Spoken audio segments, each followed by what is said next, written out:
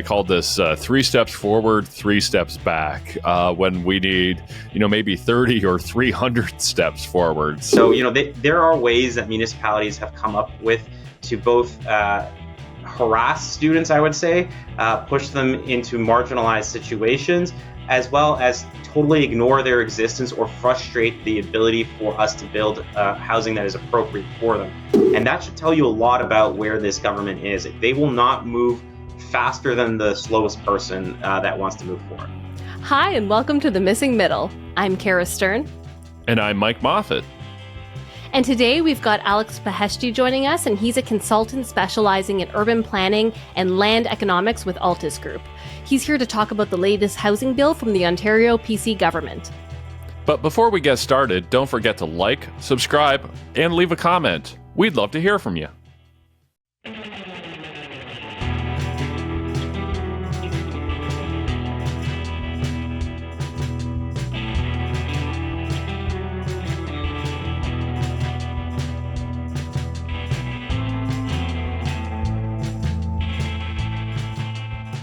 Welcome, Alex. Thanks so much for joining us. Thanks for having me here. So the Ontario Conservative government released their new housing bill, and it's called the Cutting Red Tape to Build More Homes Act. There's lots of different points of it, but I pulled out a few highlights to go over. There's streamlining third-party appeals to get quicker resolutions at the Ontario Land Tribunal. The universities are getting an exemption from the Planning Act. There's a new use it or lose it policy for subdivision and condominium approvals, and changes that should make additional units in low-rise homes more feasible. Overall, to start us off, I wanted to get from both of you, so Alex first, then Mike. How would you grade this bill? So thanks, Cara, for that question. The way I would grade this bill is, I would grade it against what it does for me. I'm 35 years old. I live in a studio apartment, and I'm looking for a larger home that would be appropriate for me and my partner to move into. And I kind of look at this bill, and while there are some good points in there, there's nothing immediate that's going to help me and my partner reach our housing goals within even the next 5 years. So on that measure, it's not a great bill for me. What do you think, Mike? Yeah, and I think I described it, and first of all, thank you, Alex, for coming to join us again. Yeah, I think I described it kind of the same way. I had a recent interview, and I called this 3 steps forward, 3 steps back, when we need, maybe 30 or 300 steps forward. So, not only is it, not of the right magnitude, but I would even argue that not all of this is even in the right direction. So this is a little bit disappointing. Yeah, it's interesting thinking of it the way you put it, Alex, of like, if it can help you, because you're exactly the kind of demographic that I'm like, how can you not afford a home? Like a 2-income household with two full-time workers. It doesn't really make a lot of sense that you're so priced out of it. So yeah, that's actually a very good way to put it. And I love that you brought that up. Do you think that any of this is leading to actual homes being built? Are they attacking the supply side, which is traditionally what we think of as the province's jurisdiction? So, there's 2 ways to understand housing supply for inside of municipalities. That is the way we grow outwards and the way we grow inwards or upwards. And so this bill does help us in some ways grow outward, but it really doesn't do much on the inward part unless municipalities want to. And so that's always going to be the key caveat in all of this is, it's what I like calling a double-edged sword. And so if a municipality wants to go full yes in my backyard YIMBY, then, there's not going to be as many obstacles to that. Conversely, if a municipality wants to shut everything down and become NIMBY or not in my backyard, then there's also nothing stopping them. And so, the onus is going to be on municipal leaders moving forward in the province to make decisions, to make tough decisions. A lot of folks said that the Ontario Land Tribunal, formerly the Ontario Municipal Board, was an impediment to municipalities making good decisions. I don't know why, because nothing was ever stopping municipalities from making good decisions.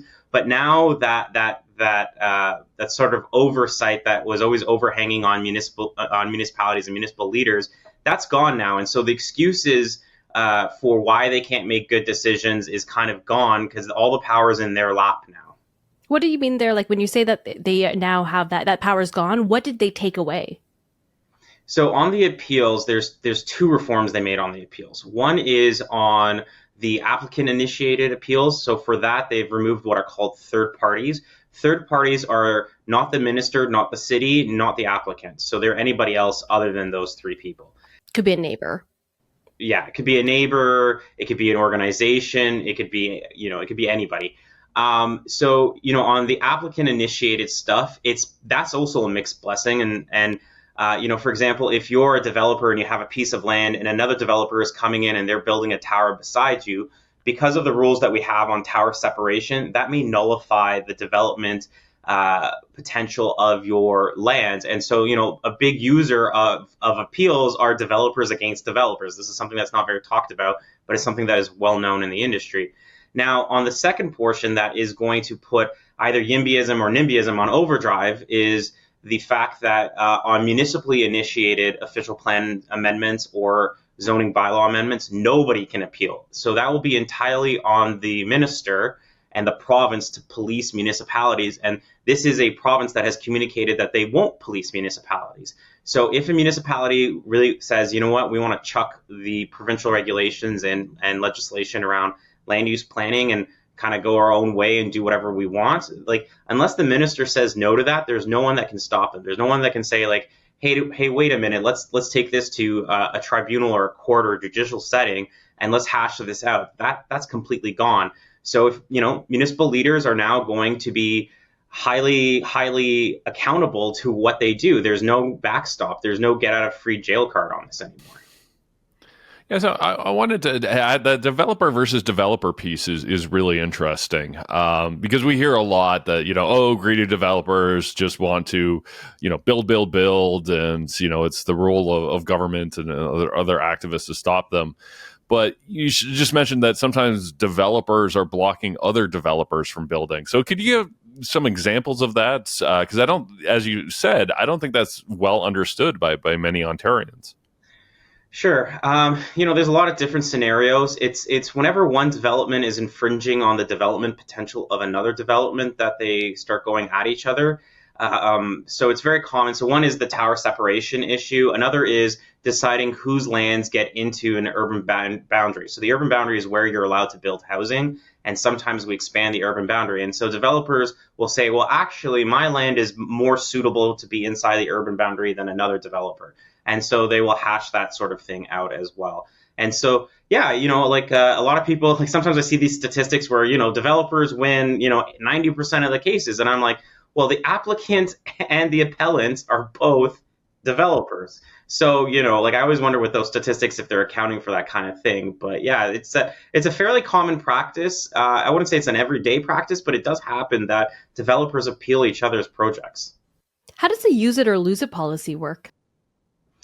So what the government is now saying is that on a draft plan of subdivision, a plan of condominium, or a site plan, they will now expire. And so these sorts of applications, they don't deal with the base level permission that an official plan or a zoning bylaw give. So an official plan and zoning bylaws say you can build X, it can be so tall, it can be so wide, these are the number of units you can build. Whereas the other three applications, they get into the nitty gritty of where are the windows, where are the roads, where is the exit to the road, all of that kind of stuff. So what they're saying is that last portion of the development process, that is now going to be on a use it or lose it. So you will lose your permission. This is generally going to affect older draft plans of subdivisions, ones that were passed before 1995.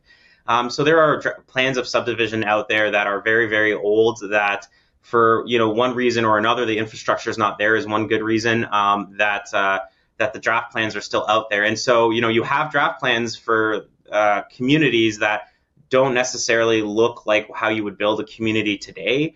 But that does mean it's more paperwork and, it's going to keep my colleagues, urban planners, employed. So, I think the planning industry is pretty happy about this stuff. So if they're not building those ones that are already approved, they'll lose the opportunity to build them. Is that what you're saying? They'll have to reapply. Yeah. So one of the things that my colleagues obviously noticed about this bill is that universities are getting an exemption from the Planning Act. So could you walk us through, what exactly does that mean? The best thing to do is just to provide an example. So in BC, the University of British Columbia is not under the oversight of the city of Vancouver. And so if the University of British Columbia wants to build student residences, if it wants to build regular residences that it rents out to people, it can do that. And it doesn't have to gain planning permission from the city. It does have to come to servicing agreements with the city of Vancouver, but that's a different process, and it's not as public, and so it's not as contentious. In Ontario, they're basically looking at that model and they're saying, we're going to replicate that. We're going to say to universities, you can do whatever you feel is necessary with your lands, and you do not need to come to a municipality to seek that approval. Like the minister was clear that he wants this to focus on student dormitories, and I am actually questioning why. I think it would actually be more beneficial to universities if they focused on actually providing rental housing to young professionals, new graduates, people who might have been part of their university communities, in a recent amount of time and have graduated. And the reason is, like, a lot of people don't stay in university dormitories after their first year, for a number of reasons. People want certain independence and agency. When you live in a university dormitory, you're living under the auspices of your university, and they have certain insurance and liability issues. So you have, RAs, you have people that look after you, and there are rules. And so, a lot of young adults don't enjoy that. And one of the bigger factors I would say is costs. University dormitories are on average a lot more expensive than moving into a sort of rundown house near the school. Everybody remembers their first home with their buddies, while they were in university. And, that home was usually pretty depreciated. It was pretty old. It's like your first car. It's a beater usually. But that's also a way we generate affordable housing for students. And it's really hard to replicate that when you're building brand new dormitories. And then, the third factor is, with dormitories is you have to constantly move. Right? Do the rules apply to allowing them to build these kinds of homes that are like kind of basically rooming houses off campus? Are they allowed to bypass the planning rules if that's what they're building rather than just a student residence? So the minister said that he wants them to focus on housing for students. So, I don't know if that's good. So we're waiting to see the regulations to be brought into force with that. Those weren't released as part of this package. I suspect maybe they'll take a broader spectrum view of the word student, or maybe they'll take a very narrow view of the word student. There is a big problem in cities that, throughout the whole housing spectrum, from when you are a student to when you are a new grad to when you are a young professional, there is really a gap in the housing market for those people. And so, I have a friend, his name is AJ Ray, and he wrote a study looking at how we plan for students in Ontario. And he looked at, 14 cities with major institutions in them. And what he found is, 2/3 of them don't plan for students at all. 5 of them do plan for students. 4 of them plan against students. London plans against students, but they also provide a little bit of space for where they allow students. But generally speaking, the 4 municipalities that he looked at plan against them. And then there was only one municipality, Waterloo, that plans for students. And so, the government's measure, it helps deal with some stuff, some student issues on campus, but it doesn't help deal with the broader municipal issues in planning for, young adults. And it completely misses the mark on that, which I think is a lost opportunity. I do support that universities should have more control on the lands that they own. But I do still think that municipalities need to come to a realization that they need to plan for the people that live within their cities, and they just can't simply ignore it anymore. Yeah. So could you walk at what does it mean to plan against students? In my mind, that means that we're making neighborhoods and saying like students bad, not allowed here. Is that it, or is it more complex than that? No students allowed. Just a giant sign, right? Yeah. When I went to school was 15 years ago, so it wasn't that long ago that it's completely in the fog of memory. But living beside students is never fun. I personally wouldn't want to live beside students. I feel bad so I went to McMaster, and I lived in a community called Westdale that was very close to the campus, and it's in one of those areas that you're either a family or you're a student, and like students, they like to have boisterous parties at night. They maybe don't take care of their lawns too great. There can be garbage issues and that sort of, and they can be disruptive, in certain parts of the year, like St. Patrick's Day and so on. Everybody remembers those fun parties. But, if you're living beside that stuff, that's not so pleasant. And so like it's not about it's not per se about separating students from families, but it is making sure that you have homes that are purposely designed for students, right? And a lot of communities, they struggle with this. Like somebody proposes to build apartments that are geared towards students, and they go, no, we don't want more students. But then the problem is the students don't disappear, and that demand for housing gets met by somebody buying up all the family homes and putting rooming houses, often illegal rooming houses, beside you. And so, the way that municipalities plan against students is either they totally ignore students, they put in rules about rooming houses so they can harass landlords, and ultimately that ends up with students being put into precarious situations where they can't complain about their rental provider, and that opens them up for abuse. And then obviously, there's other things they do, like I remember they would send the bylaw officer, and you would just start racking up fines and tickets on your home. And so, there are ways that municipalities have come up with to both harass students, I would say, push them into marginalized situations, as well as totally ignore their existence or frustrate the ability for us to build housing that is appropriate for them. So, and none of the government's changes really address these issues. I just want to go back to something you said earlier about how if it's on-campus housing, you basically have to move out you move in for 8 months, you move out for 4 months, move in for 8 months, move out for 4 months.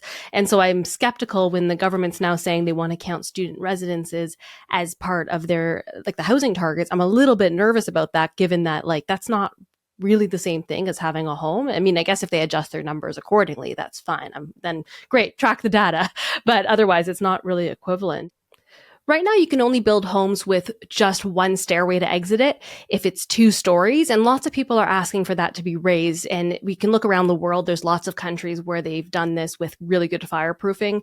And it seems to be working fine. So there's been a lot of people advocating for changes because it means we can build more livable spaces if you only have the one stairwell instead of having one on each side of the hallway. It seems like what they're saying, though, is that they're getting ready to do some consultations on this. How many more consultations do we need? This exists elsewhere, and it's safe in lots of places. Do you have any idea, how close we are to that, Alex? So if you read some of the marketing pieces that the government has released with this housing bill, they've indicated that the firefighting community, they've got to do some consultation and work with them. I know that firefighters are often very risk averse, and so change of this nature it frightens them a little bit. They have hesitation towards it. The other factor is insurance companies making sure that they will still insure buildings. So there is still a lot of institutional friction to move past, but I look over at BC and you look at kind of the energy behind the minister, the language he's using there, and I compare it to Ontario, and I'm, if you ask me, who are you more confident about getting this sort of reform over the hump, I would say I'm much more confident about BC than I am Ontario. Right now, this government the provincial government in Ontario seems to be highly risk averse. They really want to avoid public spats with various constituency groups. And so the only way that you're going to make something like this happen is to move past that friction and, maybe bump some heads, as it were. I'm not entirely convinced, given the lack of boldness throughout this entire housing bill, that this government has a stomach for any sort of fight. Yeah, and I mean, that the insurance piece is interesting, but in my mind, it's why don't you just legalize it in the building code? And if insurers decide they don't want to touch it, let the sort of market decide whether or not we have single or dual staircase. Is that just completely naive? But I fail to see why the government has to make that decision on our behalf instead of insurers. Sounds like you're an economist, Mike. There we go. And it's not, for people listening, like, this is not talking about doing a one stairway exit for like 20-story buildings or higher. Like, we're talking about, I think that people are advocating for at least doing like 4 or 6 stories. Like, it's not for giant condos. But you actually, Alex, brought us to a perfect spot where we wanted to get to, which is that it seemed for a while there that Doug Ford was going to go really big on housing supply. A lot of people who are advocating for more homes were very hopeful with him. But this bill and his recent comments about fourplexes not wanting to have them, that kind of contradict that. And it's such a huge change in tone from before, especially when Steve Clark was the Minister of Housing. I remember producing an interview with him, and he was talking about, like, really fighting municipalities and saying, you need to get out of the way. You need to make sure that there's that people can build homes, because this isn't just a municipal issue. And a lot of mayors were really upset with him. And now it seems like they keep saying things like, municipalities, like, mayors know what's best for their own communities. Let's leave it up to the municipalities. We're not going to override any of them. Leave it up to them. And that historically has meant slowing developments. What's your take on this change? First I would say, like, I don't think there's actually a whole lot of distance between Minister Calandra and Minister Clark. I do think Minister Calandra is very pro-housing, and if he were unleashed, as it were, we would have a much more substantive bill. I think there's something interesting that happened that, only if you're very wonkish would you notice, but the province has completely dropped the housing supply action plan nomenclature. This would technically be the 5th housing supply action plan, but they've completely dropped it. And that should tell you something. This isn't a housing bill. This is a red tape reduction bill. And embedded within this bill, Bill 185, is stuff that has nothing to do with housing. And it has stuff to do with various components of regulations and cutting those regulations. The best way I could take from this bill is it does a lot of tinkering. If this was a bill from a first-year government, I would say, it was a pretty good bill. But this is a second-term, second-year government. And if, I got to kind of dive into the politics of it a little bit. I'm not a political talking head, but, politics is to planning as a hand is to a glove, in that they are one over on top of each other, even though they're two different things. Like, the political calendar is a big factor in a lot of things. We're going to go into an election in 2026. And so, you have a first-time minister, first bill, second year, clock is ticking. Governments generally stop doing big things that might upset people at the end of the third year, because they usually want to spend the fourth year, announcing goodies and sweeteners and things like that. They have all the legislative and legal tools within their power to be incredibly bold should they wish. But it's clear from everything from how they're naming and phrasing this bill to what's in the bill to how they're even talking about this bill that that's just not the case. Like, what changed? There's always been this question of how committed Premier Ford is. Housing is a third rail issue in that it does not split left-right. There are, conservatives who are big YIMBYs, and we've seen a lot of them speak out recently on what they think of the provincial government, and they don't have very many pleasant things to say about them. You have, more progressive YIMBYs who, they're like, let the market housing be built, but we also should fund a large non-market housing plan as well. And then on the flip side, there are left-wing NIMBYs who are like, capitalism is evil and developers are the prime example, prime demon of capitalism. And then you have right-wing NIMBYs who are, my property rights apparently extend past my actual property line, and I buy into a neighborhood, and so on and so forth. And so it's a third rail issue, and it always has been. It's always been kind of a question of, where is the internal push-pull within this government? I'm probably skipping ahead a little bit, but there was when the government announced that they are going to give themselves the power to regulate zoning, which normally everybody should be jumping up and being like, holy smokes, this is huge. They could do so much with it. Then therefore, why is this bill so people are calling it bland, people are calling it mixed bag, and so forth. The reason is, if you look at the fine details, in order for the province to pass regulations on zoning, it has to be approved by the Lieutenant Governor and Council. And what the Lieutenant Governor and Council is cabinet. It means that the minister who frequently is the one who writes regulations for housing, is not the approval person for that, and they have pushed the approval authority up to the cabinet level. And so, even though the minister himself may be pro-housing, may have a pro-housing inclination, would like to do more, he has to convince his colleagues because it has to pass a vote of cabinet. And that should tell you a lot about where this government is. They will not move faster than the slowest person that wants to move forward. So speaking where this government is, they made a lot of noise that came out of the task force for housing on this 1.5 million target, which at the time was a reasonable amount. Now that our population has grown even faster, I'm suggesting it should be closer to 1.7 million, a point that Ford himself has made. But now we're counting a lot of things as homes that aren't really homes. So long-term care beds, dorm beds, all kinds of things. So, is the provincial government kind of quietly abandoning this 1.5 million target? Like what exactly is going on here? So I would say where did they get this number from? I know two places where they got this number from. One is Jake Lawrence, who was the head of the Housing Affordability Task Force. He got that number by looking at the OECD. The OECD is a list of developed nations. It's an organization of developed nations. And he just looked at the average of OECD nations, and he just said, if Ontario was building at that level, how many homes would we need? So, very back of the envelope sort of math. And then, obviously the second place that we got this number was from you, Mike, and you did a whole study on it, for which I have all of the ability in the world to look back on, look at your methodology and understand your methodology and all of that good stuff. But the question is, where did the government get this number from? Because they've pulled this number and they've not said that they're relying on your work or Jake's work. They've set targets for municipalities, which no one understands why certain municipalities have the numbers that they have.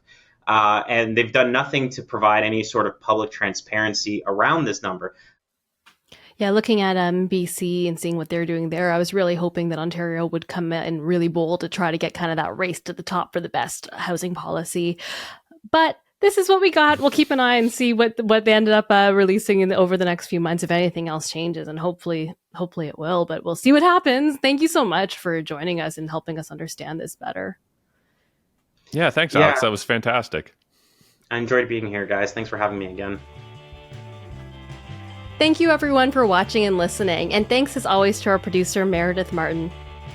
And if you have any burning economics or housing questions, please feel free to reach out to us at missingmiddlepodcast@gmail.com. And we'll see you next time.